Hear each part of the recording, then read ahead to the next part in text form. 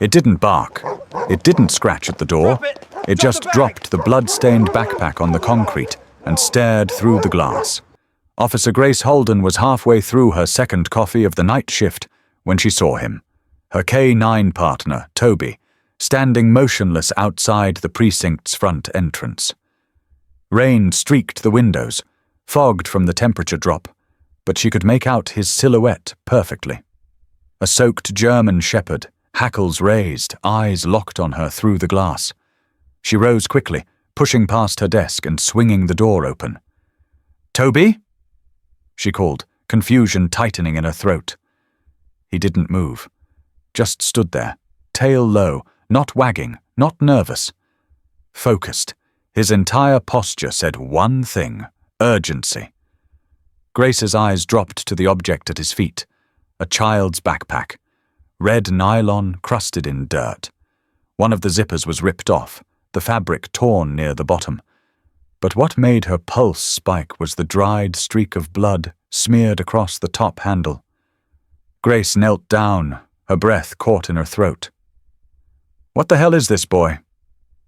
Toby didn't look at her. He stared at the bag.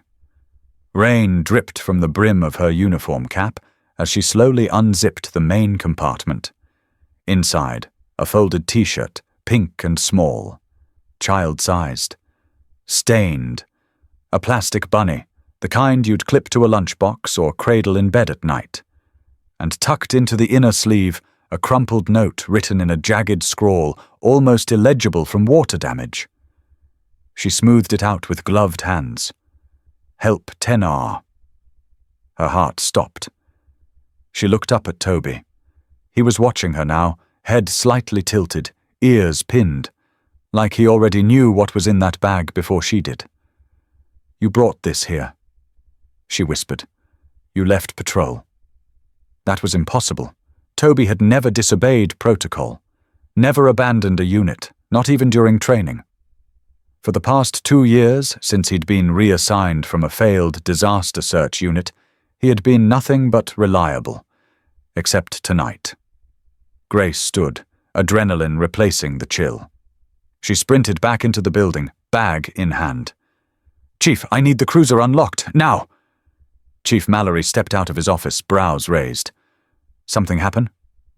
Grace didn't wait. She slapped the backpack down on the counter. Toby just brought this, on his own, from God knows where. Mallory blinked, then moved fast when he saw the blood. "Jesus, where was he? He was supposed to be with me." We stopped for 5 minutes at the gas station, and when I turned to grab his leash, he was gone. "Dispatch, code in a 1090C. Possible child abduction, unknown location. Start triangulation around Grace's patrol zone." Grace turned back towards the door.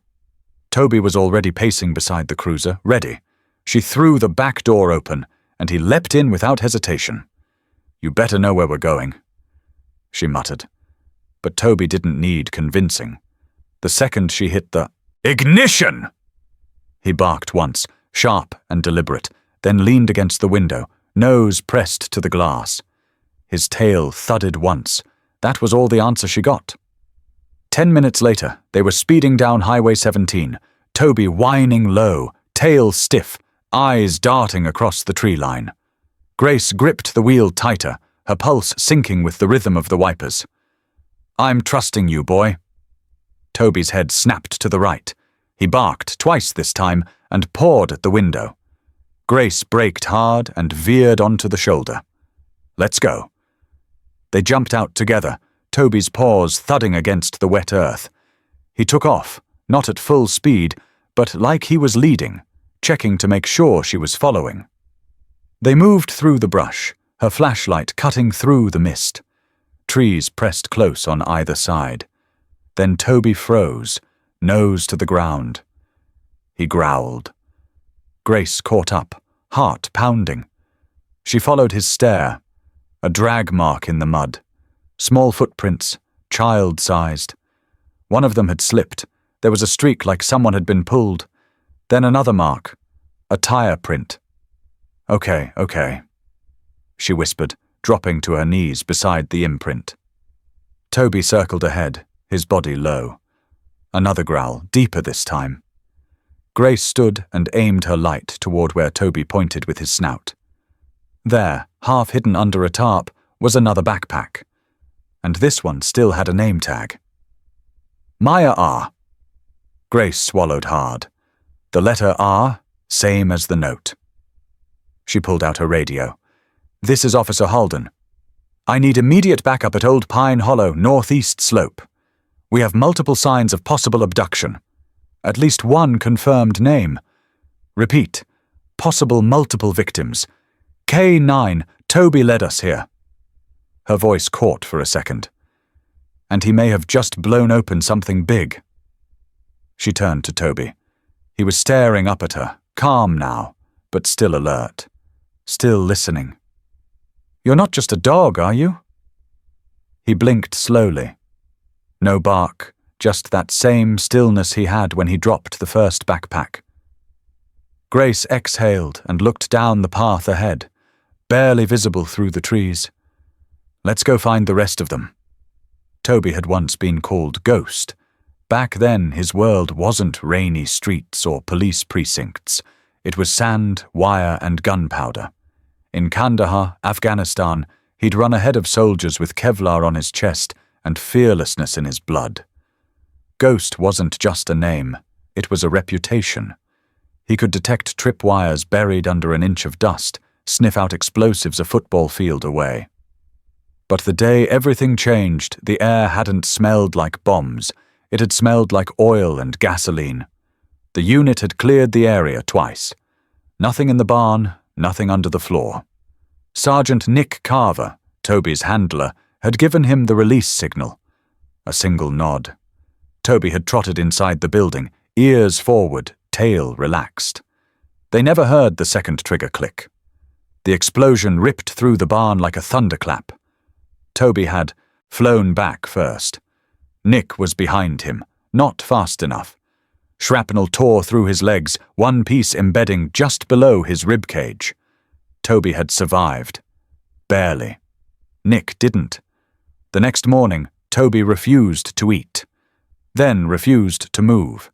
Then stopped responding to anyone at all. The military decommissioned him a month later. They called it trauma-induced reactivity.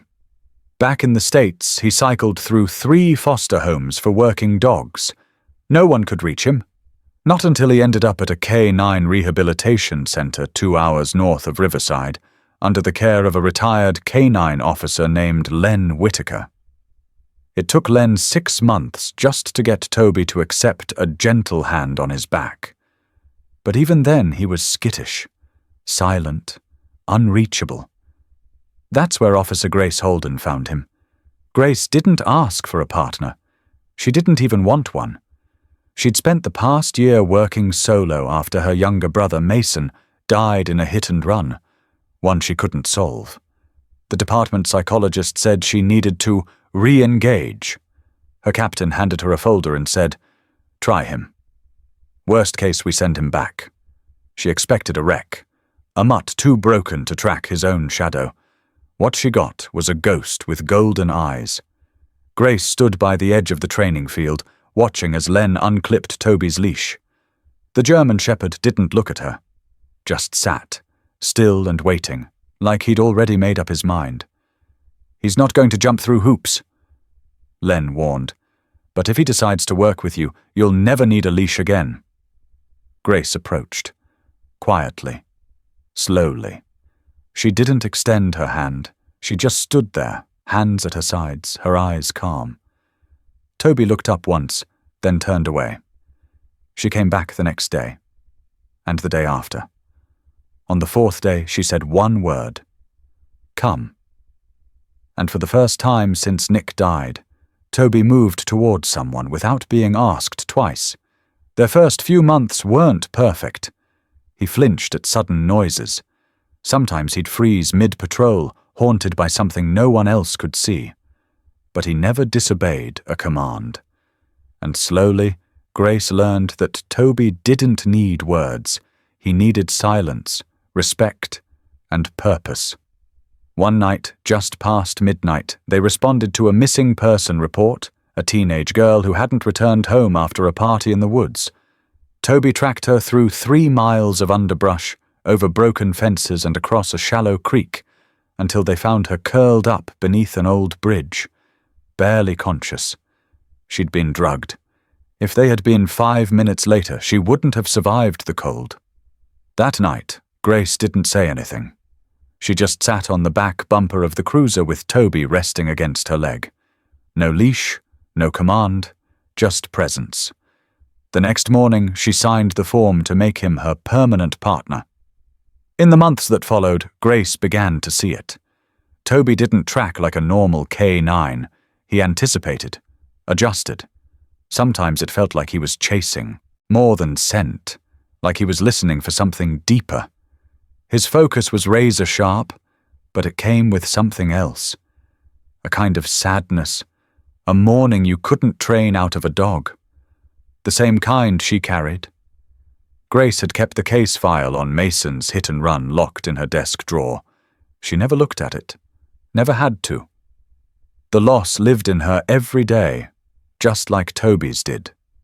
That silent grief became their bond. Some officers joked that Toby was telepathic. Grace didn't laugh. She just said, "He's paying attention in ways we don't." Now, back in the cruiser, minutes after Toby had delivered the bloody backpack, that truth echoed louder than ever. She glanced at him through the rearview mirror. He was sitting upright again, nose pressed to the window, eyes scanning the woods outside. And she knew. He didn't find that backpack by accident. He brought it because someone wanted to be found, because Toby, the dog who used to be Ghost, had never stopped searching for the ones who couldn't call for help. Grace pulled the cruiser onto a gravel turnout just off Route 6, headlights catching the edges of a warped wooden sign that read, Miller's Creek Trailhead. According to the coordinates on the torn paper from the backpack, this was the place. Toby was already out of the back seat before she could call him. He stood at the edge of the tree line, nose in the air, still as stone. Grace zipped her jacket, the early morning chill biting harder than usual, and joined him. The forest smelled like wet pine and rusted metal. But Toby didn't care about that. His ears were twitching. His body had taken on that posture Grace had learned to read like a language. Tail low, nose high, shoulders stiff. He was locked in. Grace knelt beside the patrol bag and pulled out the contents again, more carefully this time. The t-shirt was pink, child-sized, thin cotton soaked with dried blood around the collar. It looked like it had been yanked off in a hurry. The plastic bunny keychain was scratched, with one eye rubbed off. On the back, someone had carved a name with something sharp. Maya. Grace unfolded the damp piece of paper, now more fragile than ever. The coordinates had been written by someone in a hurry. Jagged, inconsistent, ink faded where water had seeped in. But it led them here. Toby, she said quietly. You ready? He didn't wait for a command. His head dropped, and he began scanning the ground, moving in tight figure eights. Grace followed slowly, sweeping her flashlight across the mossy dirt. 10 feet in, Toby stopped. He let out a low rumble from his throat. Not aggressive, not anxious. Alert. Grace followed his gaze. Drag marks, not just footsteps, 2 narrow lines through the leaves, as if something or someone had been pulled. Next to the trail was a small footprint, then another. No adult tracks nearby. Just those small indentations pressed deep in the mud. A child, alone. Toby moved off the trail and into the brush, nostrils flaring. He turned sharply, then stopped again. This time more animated. He looked back at Grace, tail flicking once. She knew that signal. He had the scent.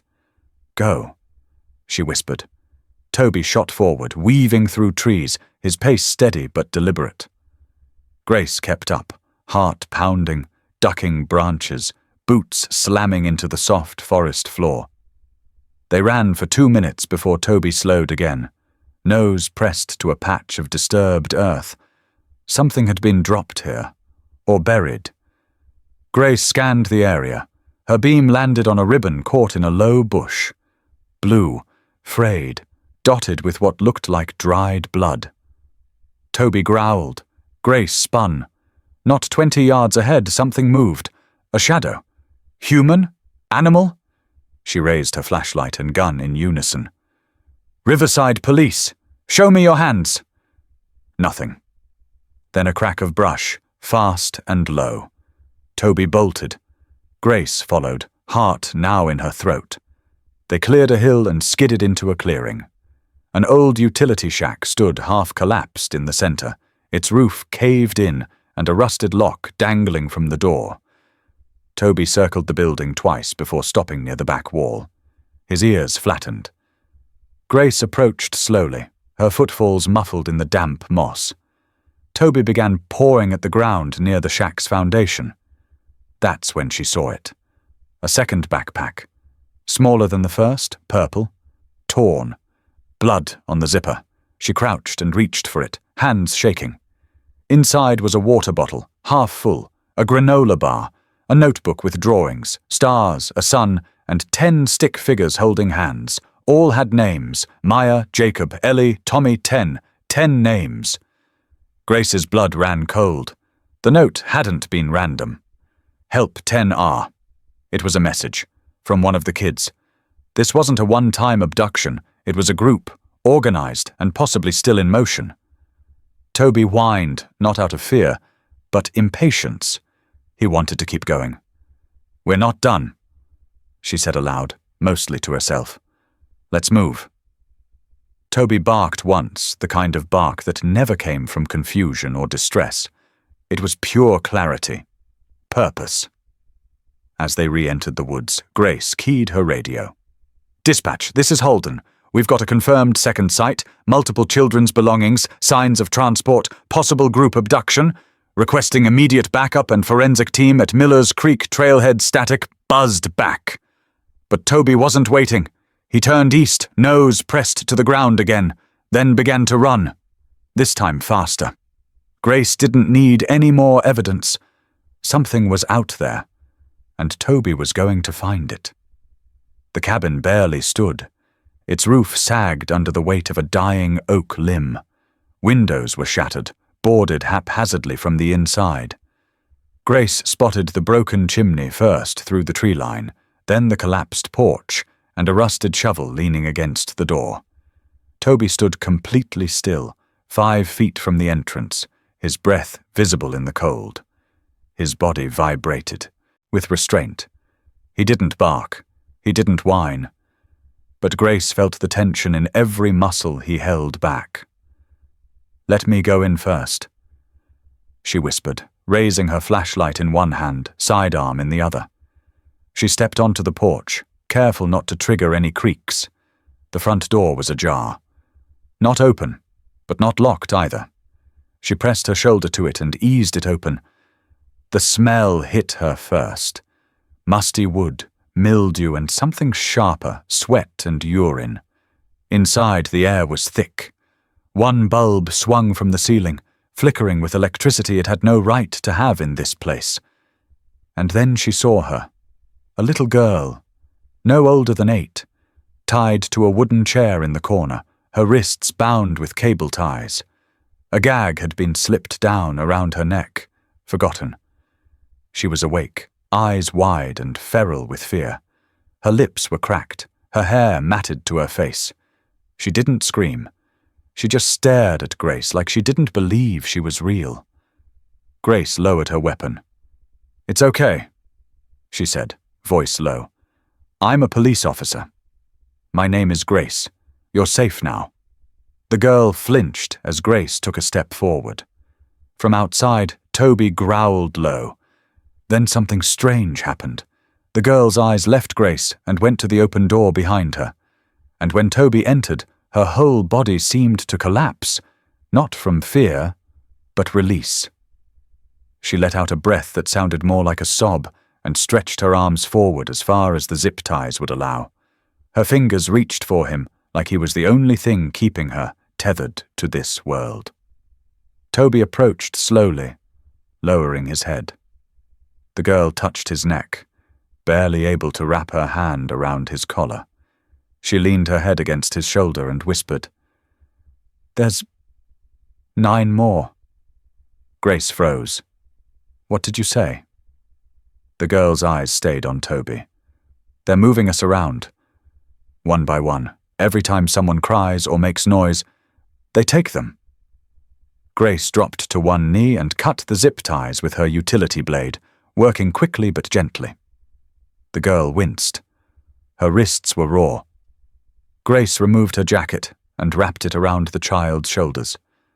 "What's your name?" "Maya." It hit Grace like a punch. The backpack, the bunny, the name carved in jagged lines. Toby had brought them here for her. "How long have you been here, Maya?" "I don't know. Maybe 3 days. Maybe more." Her voice was thin, like it hadn't been used in days. "There were more of us before. A lot more. But they keep taking them. I think they're going to sell us." Grace's stomach turned, but her hand stayed steady. She keyed her radio. "Holden, I need EMS and full tactical backup at the Miller Creek perimeter, east side. I've located 1 child, alive. Says there are 9 more. I need a perimeter lockdown now."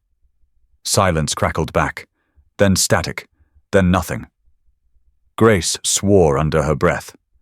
"No signal out here." Toby barked once, not loud, but enough. Grace looked down. He had moved to the far side of the room, pawing at a pile of blankets tossed over something. She pulled the blankets back. A floor hatch. Old, wooden. The hinges were greased. Recently. Grace gripped her pistol and opened it slowly. Below was a crawl space. Empty, except for a torn duffel bag, a set of shackles, and a camera tripod with no camera. And blood. Not pooled, but sprayed across the inside wall. She backed away, shut the hatch, and turned to Maya. "Who brought you here?" "A man." He had a beard and glasses. Said he was picking us up for school, but it wasn't school. "Did you see where he went?" Maya nodded. "He drove a van.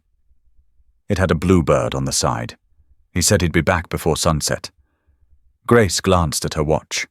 Sunset was less than an hour away. Toby was already standing at the door. "Looks like we're not done," Grace said.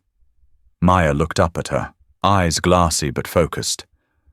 "Can Toby stay close?" Grace reached for her radio again, then hesitated. She looked at Toby, who was now sitting beside Maya, his chest rising and falling in slow, controlled breaths. "He's not going anywhere." The girl leaned against him. She didn't ask for water or food. She just closed her eyes and said one more thing. "His fur smells like outside." Like home, Grace swallowed the lump in her throat. The past few hours had been chaos. But this moment, this quiet contact between a silent dog and a broken child, was clearer than any case file. Toby nudged Maya gently, then turned toward the window. There was still time, and he knew where to go next. The warehouse didn't look like much. Just another corrugated metal skeleton on the edge of town, tucked behind a half-burned tire shop and shielded by overgrown brush. Grace cut the cruiser lights 2 blocks out and coasted the rest of the way in neutral. Toby stood alert in the back seat, his body angled toward the window long before the structure came into view. "This the place, boy?" she whispered, stepping out onto the gravel. Toby leapt down, paws landing silently, nose already working the air. Maya's description had been clear. A white van with a blue bird. Rusted warehouse. The man called it a sleep stop. Grace didn't wait for backup. The radios were still inconsistent this far out, and the girl had said they'd be moving the others before sunrise. She couldn't wait. Flashlight off, gun drawn, Grace crept around the loading dock. Toby just ahead, moving in that low, calculated crouch that told her he was in full work mode. The door was ajar. That was her first red flag. She reached for it and pushed gently. It creaked just once, then swung open into a cavern of shadows and stale air. Her flashlight cut through the dark, revealing dust motes and rows of old shelving, some collapsed, others still upright. It smelled of bleach. Toby's body stiffened near the far wall. He let out one sharp huff, not a bark but a warning. Something wasn't right. Grace stepped inside. Along the back wall, flattened cardboard boxes covered the floor like makeshift padding. Beside them sat stained twin mattresses, 3 of them. On one, a crusted blanket, folded. On another, duct tape still clung to the corner, balled up like it had been torn in a hurry. And above them, a mounted camera, still blinking, still recording. Grace's breath caught. She crossed the floor quickly and yanked the cord from the wall, pocketing the external drive. Next to it, under a bucket of tools, was a chain of zip cuffs and a half-empty bottle of children's ibuprofen. Jesus! Then she heard it, the soft clink of metal against concrete. Toby had moved to the far end of the warehouse, near a metal storage cabinet. He was pawing at something. Grace hurried over and aimed her light where his nose pressed against the floor. A bracelet. Tiny. Colourful beads, the kind a child might make in art class. Most had letters. One spelled out a name. Jacob. She picked it up gently. Some of the beads were cracked, as if they'd been stepped on, but the letters were still clear. Jacob. One of the names in Maya's notebook. She looked at Toby. You just found our next kid. He sat, ears forward, breathing hard through his nose. Grace scanned the room again, trying to stay calm. This wasn't just a temporary holding space, this was a transfer point. The tire tracks outside, the drag marks, the way the beds were staggered, all of it pointed to short-term confinement. Whoever was running this knew how to keep kids quiet and off-grid, and they were good at moving fast. Toby stood again, pacing along the walls. He stopped near a side door and began sniffing the threshold intensely. Another trail. Toby barked once, then pressed his body to the seam of the door. Grace pushed it open. Outside, a narrow path led behind the building into the woods. The ground was damp, and in the beam of her flashlight, she could see more shoe prints. Small ones. But next to them, heavy boot prints, adult, spaced wide like someone was walking in a hurry, and tire ruts. Fresh. She turned to Toby. You think they were just here? He didn't need to answer. His whole body shifted forward, eyes sharp, tail low and ready. They were close. Grace pulled out her phone to try the precinct again. No signal. She stared down the path. This isn't over. Let's track them. Toby took the lead, nose to the dirt, weaving like a needle through fabric. Grace kept her weapon ready, senses stretched to every snap of twig and distant rustle. Then a sudden sound made her freeze. A car engine. Far off, but not far enough. She sprinted forward, following Toby as the sound grew louder. At the edge of a clearing, she dropped to one knee. A white van. Blue Bird logo on the side. Its tail lights flashed once, then faded into the trees. Grace raised her weapon, but it was already gone. Damn it! But she didn't feel defeated. Because now they had proof. Toby stood at the edge of the clearing, staring after the van, his body completely still. The wind lifted slightly, and with it came the faintest sound. A child crying. Far off. Faint, but real. Grace's skin prickled. She stepped beside Toby and whispered the only thing that mattered. Let's bring them home. The gas station clerk didn't ask questions when Grace flashed her badge and pointed at the surveillance screen behind the counter. He rewound the footage without a word, chewing nervously on the edge of a pen. There, Grace said, tapping the screen. The timestamp was barely 10 minutes old. The white van with the Blue Bird logo pulled in from the south, paused for less than a minute, then headed westbound on a frontage road that led out toward the industrial district. She could see the edge of a small hand pressed against the window in the back. Then it vanished as the van turned into the fog. Her pulse spiked. "Save this," she said sharply. "Copy it and send it to this number." She scribbled down the precinct's secure line, then turned and ran out the door. Toby was already at the cruiser, front paws on the door, eyes locked down the road. He was ready. They hit the asphalt fast, headlights low. The fog thickened with every mile. Buildings loomed and disappeared in seconds, outlines swallowed by mist. It was almost midnight, and the industrial stretch of riverside was long forgotten. Factories shuttered, windows boarded, fences rusted and sagging. Grace drove blind. Toby sat forward in the passenger seat, his head turned slightly to the right. Every so often he gave a quiet huff, like he was adjusting for wind. "We're close, aren't we?" she said under her breath. A set of faint brake lights glowed in the distance. Grace killed her headlights. The fog covered everything except sound. The low hum of the van ahead. The squeal of metal tires from somewhere in the train yard. And then, silence. Toby tensed. The cruiser rolled to a quiet stop beside a long stretch of shipping containers stacked 3 stories high. The van had turned somewhere in this maze. Grace stepped out, weapon drawn. Toby jumped down beside her, shoulders square, head low, tail stiff. They moved as one. Boots and paws on wet concrete.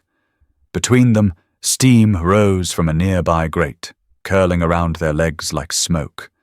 Everything smelled like iron, diesel, and rain. Toby paused near a loading dock. Grace followed his gaze. The white van. Parked, empty. The back doors were open. Inside, nothing. No kids. Just 3 blankets, a roll of duct tape, a jug of water, and a half-eaten sandwich. It was a bait vehicle. Grace felt it too late. The metallic click behind her was unmistakable. She spun, gun raised, but the voice came first. "Easy, officer. Wouldn't want you to make a mess." A figure stepped from behind the crates, male, lean, late 30s, clean-shaven, not like the usual creeps they booked on trafficking, charges he looked like a school principal, not a predator. But the weapon in his hand said otherwise. Toby growled, teeth bared. "Back off!" Grace snapped. "Put the gun down." Another figure appeared behind her, then a third. This one blocked the van. She was surrounded. "They said someone might follow," the man said calmly. "Didn't think it'd be you, though." Grace shifted, trying to keep all 3 in her periphery. "You're moving them again." "Where?" "Too late for that." He lifted his pistol. Before Grace could react, Toby lunged. Not at the speaker, but at the third man near the van. His teeth sank into the man's arm, just as he reached for a radio. The scream was instant, high-pitched, desperate. The shooter flinched. Grace fired. The shot went wide as the man ducked. Another fired back. Grace dove behind the van as a bullet shattered the side mirror. Toby was already on the second attacker, driving him back into the stack of crates with sheer force. Grace caught a glimpse of the first man fleeing down the alley between containers. "Get him!" she shouted. Toby didn't hesitate. He released the second man, who collapsed, moaning, and tore after the leader. Grace gave chase. The fog closed in, thick and suffocating. Shapes blurred, sound distorted. She turned a corner and saw them. The man was climbing over a low fence, panting. Toby was gaining fast, paws hammering the wet pavement. The man turned mid-climb to aim. But Toby was already in the air. He hit the man mid-chest and sent him crashing into the gravel. The gun clattered away. Grace reached them seconds later, gun trained on the suspect. The man tried to speak, but Toby's teeth were inches from his face. "Talk," Grace said coldly. "Where are the kids?" Silence. Toby growled, low and slow, rumbling like a storm brewing under his ribs. "The next site," the man muttered, coughing. "They're going to move them at sunrise." Lockridge Compound. Up north. Private property. Grace pulled cuffs from her belt and slammed them on his wrists. "You're not going anywhere." She looked down at Toby, who sat panting, eyes sharp. "You did good, partner." He didn't wag his tail. He just stared into the fog, listening, because something told him it wasn't over. Not yet. The Lockridge estate didn't look like a place where children disappeared. It looked like something out of a glossy lifestyle magazine. White columns, a sweeping veranda, ivy crawling the walls in perfect symmetry. Morning fog still clung to the fields, and sunlight hit the windows just right to hide everything behind the glass. Grace parked 2 properties away, off a gravel access road meant for service vehicles. She cut the engine. Toby was already standing in the back seat, watching the mansion like it was breathing. She checked her weapon, then pulled the vest over her uniform. "They're in there," she said, more to herself than to him. Toby didn't blink.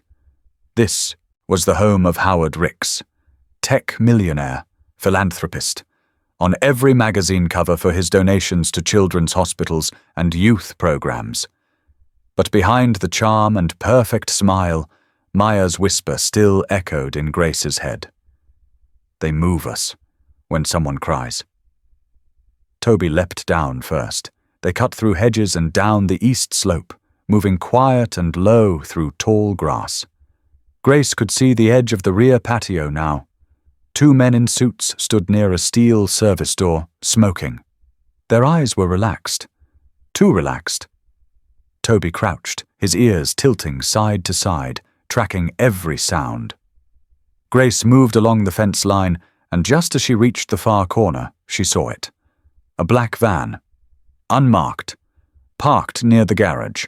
It was the same model caught on the gas station footage. They were still here. She keyed her shoulder mic. Static no signal again. Ricks's estate was known for having its own private network, isolated from local infrastructure. No cameras could be hacked. No comms without line of sight. They were on their own. Toby growled once, short and sharp. 2 more men emerged from the back patio door, speaking into earpieces. One held a clipboard. He passed it to the other, who pointed towards the van. They were loading something. Toby bolted forward before Grace could stop him.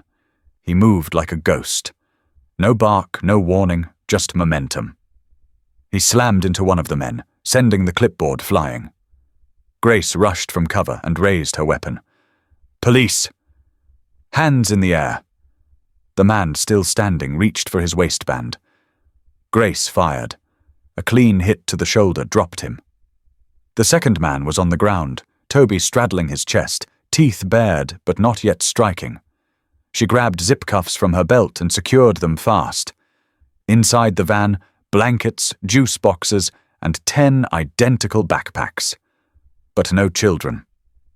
Grace swept the area, her weapon raised, and pushed into the house. The kitchen was marble and stainless steel, untouched. Too clean.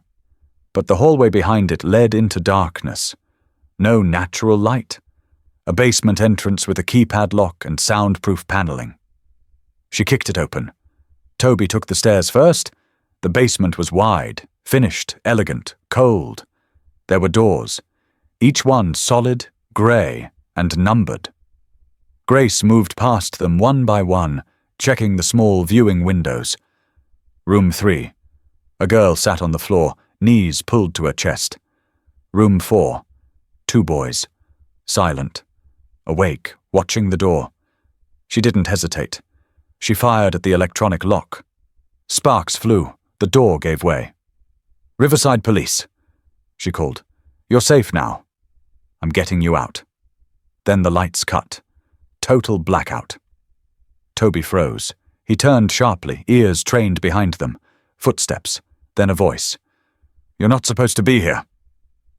Grace spun. Howard Ricks stood at the far end of the hallway, flanked by 2 more guards. He wasn't dressed like a businessman now. black cargo pants, a sidearm clipped to his belt. His smile was gone. "You have no idea what you've walked into," he said calmly. "Where are the rest of them?" Grace asked. "I could ask you the same question," he replied. "Because you're about to be the one missing." The guard to his right raised his weapon. Then everything moved at once. Rix stepped aside. The gun fired. But Toby moved faster. He launched toward Grace, slamming her sideways just as the bullet struck the wall behind her. She hit the floor hard, breath knocked out of her, gun skittering across the tile. Toby didn't stop. He pivoted midair and went straight for Rix. The tycoon stumbled, caught off guard. Toby sank his teeth into the man's forearm, dragging him back. The second guard lunged. Grace recovered, grabbed her weapon, and fired. The man dropped. She turned toward Rix, now screaming. Toby's jaws clamped down hard enough to draw blood but not kill. He was holding him, waiting. Grace moved in fast, pinned Rix to the floor, and cuffed him while Toby released just enough pressure to let her work. "You're under arrest for trafficking, kidnapping, unlawful imprisonment, and whatever else we find in this hellhole." Rix didn't fight. He just stared up at her, face pale, voice barely a whisper. "You think this ends with me?" "No," Grace said, "but it starts with you." Toby sat back, breathing hard but steady. Blood dripped from his muzzle, but he didn't flinch. The hallway lights flickered back on. The kids in the rooms were watching, silent, but not afraid anymore. Grace looked at her partner. "You saved them again." He didn't wag his tail. He just stood between her and the darkness, eyes forward, always listening, always ready. The heavy vault-style door at the far end of the corridor stood slightly ajar, its industrial hinges smeared with oil and something darker. Grace pulled it open with one shoulder, gun raised, flashlight slicing through the gloom. Toby didn't hesitate. He pushed past her, nose low, body rigid, ears twitching as he disappeared into the shadows ahead. The room was massive, not a typical basement, a hidden chamber, the kind built to keep secrets no one was supposed to find. Rows of metal cages lined the walls, some as small as dog kennels, others large enough to fit a twin-sized mattress. Inside them, bundled in threadbare blankets, were children, 9 of them, each one silent, still. They weren't asleep. They were too afraid to move. Grace's breath caught in her throat. Most were staring at her like she wasn't real. Their faces were pale, lips cracked, cheeks hollow. One boy had bruises down his arm. A girl sat curled in the corner of a cage, fingernails bitten to the skin. None of them cried, not even when they saw her badge or her drawn weapon. But when they saw Toby, everything changed. One of the boys, no older than 6, crawled forward in his cage, eyes wide.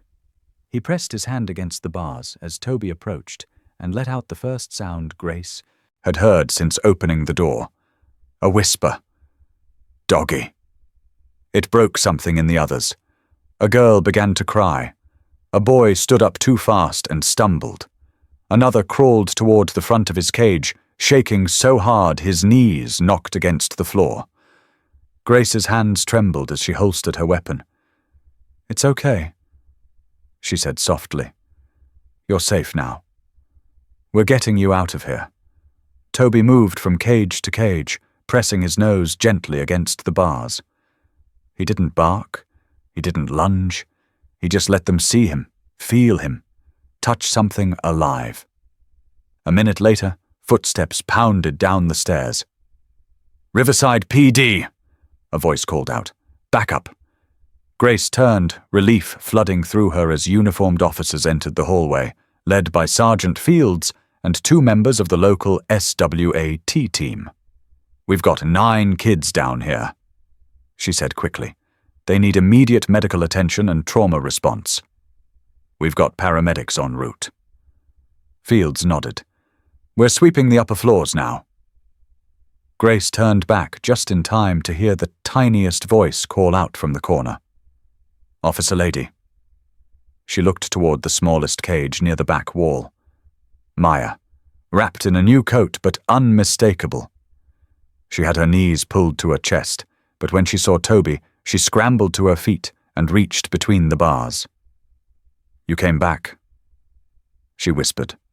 Toby walked to her, slow and steady, until his nose touched her fingers. Maya smiled through cracked lips. "I dreamed about you last night." "You came back for me." Grace knelt beside the cage, key in hand. "I promised I would," she said, unlocking the door. Maya stepped out and immediately wrapped her arms around Toby's neck, burying her face into his fur. She didn't sob. She just held on like her life depended on it. Toby stayed perfectly still. Grace felt her chest tighten. Not just from the scene, but from something deeper. For the first time in years, she wasn't just chasing ghosts. She had caught one, stopped it, pulled something good out of the wreckage. Maya pulled back slightly and looked at Grace. "Are the others okay?" "They're all going to be okay," Grace said, glancing around as EMTs began arriving. The kids were being carried out gently, some too weak to walk, others gripping the arms of officers like they'd just climbed out of a well. Every one of them passed by Toby. Some patted his head. Some whispered thanks. Some just stared, wide-eyed, like they couldn't believe he was real. Grace caught Field's eye. "Every inch of this place needs to be documented. Every computer, every file. We need to know who else is involved. You got it," he said. They watched together as Toby walked beside the last child, a boy holding his little sister's hand. He never looked away from the door until they were both safely out of sight. Grace followed him to the top of the stairs. Outside, the morning sun was finally breaking through the fog. Toby sat at the edge of the cruiser, watching the paramedics work, the kids wrapped in blankets, the flashing red and blue lights painting the world like a memory she never thought she'd see. He looked tired, but alert. Always alert. Grace sat beside him on the curb, silent. Toby leaned slightly into her side, just enough to feel. And for the first time since this started, she let herself breathe. The cracked monitor on Howard Ricks's desk flickered to life as the digital forensic team worked in silence. Cords ran across the floor like veins, connecting a laptop to the estate's servers. Outside, the sprawling lawn was filled with marked cars, vans from multiple agencies, and a rotating stream of journalists who were still being held behind a line of orange barricades. Inside, no one was giving statements. Not yet. Grace leaned against the far wall, arms crossed, her gaze fixed on the black screen beginning to fill with directory trees and hidden folders. Toby lay beside her, ears twitching every few seconds, as if he could smell what the hard drives were about to reveal. "Got something," one of the agents muttered. "This isn't just video. It's logistics, shipments, names, locations." Another agent leaned closer, brow furrowed. "Look at the routing numbers. These kids weren't just being trafficked. They were being ordered." Like merchandise, Grace's jaw clenched. And then came the folder that changed everything. Federal. It was buried deep. Password encrypted. Triple firewalled. But once broken, it laid bare a web that stretched far beyond Lockridge Estate. 3 states, 9 cities. Connections to shell non-profits, fake medical foundations, offshore accounts. And worse, emails. Between Ricks and at least 2 mid-level government employees. One from a child welfare agency, the other from a deputy district attorney's office in a neighboring state. Silence fell over the room as the implications settled like dust. "This is big," one of the agents finally whispered. "This is going to touch people in high places." Grace said nothing. She just stared at the screen, hands in her pockets, while Toby slowly got to his feet, and stood beside her, tail low, alert as ever. The rest of the day passed in a blur of arrests and sealed subpoenas. Federal agents stormed locations in other cities. Names once spoken with reverence in civic circles now whispered behind closed doors in fear. Every knock on a door brought someone else down. The network was crumbling, not because of some high-level intelligence tip, because a dog had followed a girl's scent. At the press briefing that evening, Grace stood in the back of the tent, just out of frame from the live cameras.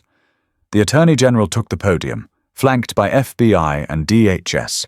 Words like heinous, systemic, and deeply embedded corruption rang out. Promises of reform, full investigations, no one above scrutiny. She was asked to speak. More than once. She refused every time. One reporter found her standing by the back fence, arms resting on the crossbeam, while Toby sat at her feet. "You're the lead agent on this, right?" "Grace Holden, why won't you step up? This is your case." She didn't even turn to look. "If you're going to film something," she said quietly, "film him." The reporter frowned. "The dog?" Grace finally turned. Toby found Maya. Toby tracked to the estate. Toby cornered Rix, and Toby sat with every child who couldn't speak because the world failed them. She knelt, unclipped something from her own belt, and held it in her hand. It was a small metal badge, worn, but clean. The honor badge awarded posthumously to service dogs killed in the line of duty. But this one had no name on it yet. "Tell them to put his name on it," Grace said, "and pin it to his vest. That's the only story I want on the evening news." Back inside the command van, Grace stared at the corkboard filling with photographs, notes, strings of red thread linking cities to names, bank accounts to empty buildings, politicians to ghost donors. It was chaos.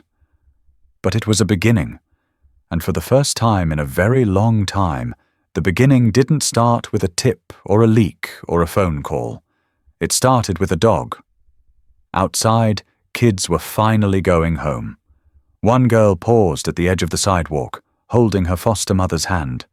She glanced back at Toby, who stood watching as the cruiser pulled away. She smiled. So did he.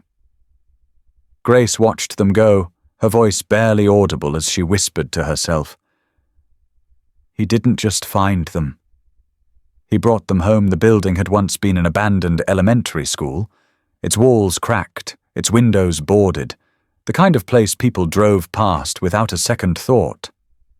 Now, a year later, the sign outside read, "Toby's Light." The paint was fresh. The garden was alive with native flowers and sunflowers taller than some of the kids, and the scent of lavender lingered in the air. But what stopped most people in their tracks wasn't the sign or the building. It was the dog lying just beyond the front gate.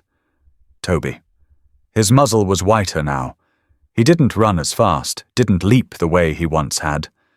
But every morning, like clockwork, he was there. Front paws crossed, gaze alert, watching as the first children arrived. Some walked alone. Some held the hands of new foster families. Others clung to stuffed animals with eyes too wide for their age. But every one of them paused when they saw him. And every one of them smiled.